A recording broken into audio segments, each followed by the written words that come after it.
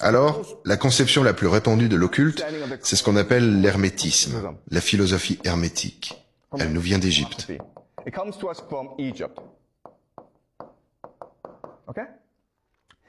Et la philosophie hermétique compte 7 principes fondamentaux.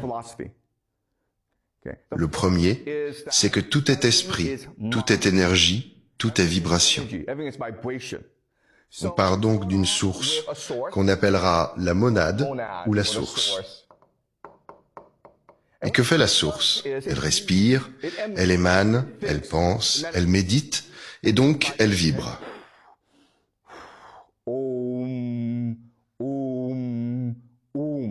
Et elle est infinie. Elle vibre donc à l'infini.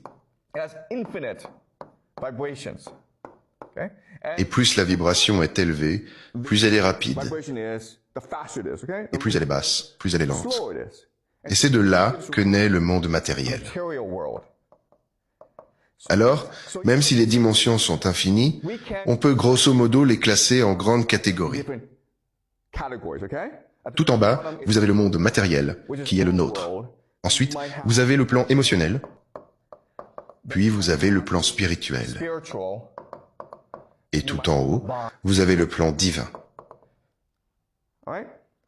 Alors, selon la philosophie hermétique, cet univers présente certaines caractéristiques bien précises. La première, c'est qu'il y a un rythme.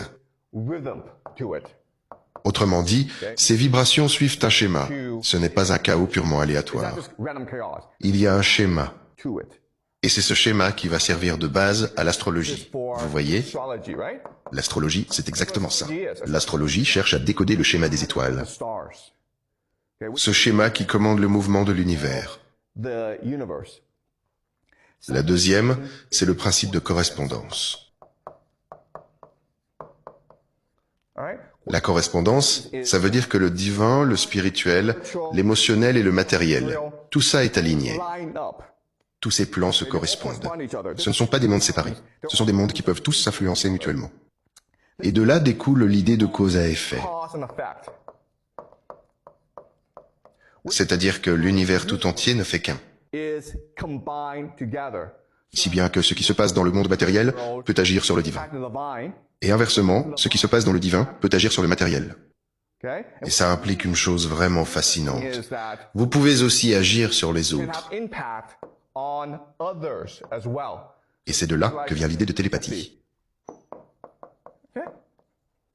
Et selon une croyance, à force de méditer, à force de le vouloir, on peut faire advenir les choses. C'est ce qu'on appelle la manifestation. Et tout ça recèle bien des secrets. C'est de là que vient la maxime. Ce qui est en bas est comme ce qui est en haut. Et ça renvoie à l'idée que tout, dans cet univers, est interconnecté. Et concrètement, ça veut dire que tout, dans l'univers, n'est que la fractale du reste. Des fractales les unes des autres. Donc vous, dans votre esprit, vous n'êtes qu'une fractale de l'univers tout entier. Et l'univers tout entier est le reflet de vous-même.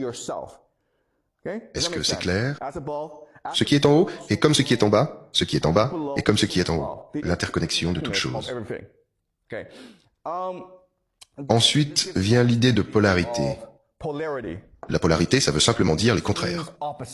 Donc s'il y a du noir, il y a forcément du blanc. S'il y a du féminin, il y a forcément du masculin. Donc l'univers est partagé entre des extrêmes, entre des contraires.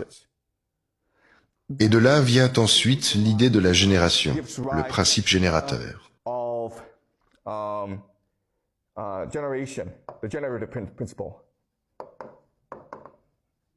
Donc d'un côté vous avez la génération et de l'autre la production. Alors la production, c'est le féminin et la génération, c'est le masculin. C'est un mouvement fondamental de l'univers. Du neuf surgit quand le masculin et le féminin s'unissent, quand le yin et le yang s'unissent. Pensez-y comme à thèse, antithèse, synthèse. Et c'est ça qui permet à l'univers de créer sans cesse du nouveau. Voilà donc les 7 principes fondamentaux de l'univers. Premièrement, Tout est énergie, tout est esprit, tout est vibration. Ça, c'est le premier. Deuxième, tout ça suit un schéma. Troisième, les différentes dimensions se correspondent. Elles sont toutes reliées, d'une manière ou d'une autre. Quatrième, la cause à effet. Un seul geste dans le monde matériel peut aussi agir sur le divin. Et vous pouvez aussi agir sur les autres. Ce qui est en haut est comme ce qui est en bas. Nous sommes tous des reflets de Dieu lui-même, de l'univers lui-même. La polarité, il y a des contraires, et ces contraires œuvrent ensemble pour créer la force vitale. Et c'est ça qui rend la créativité possible. Voilà donc les 7 principes de base de l'univers. Et on le sait depuis très longtemps, depuis les Égyptiens, et de là c'est passé en Inde.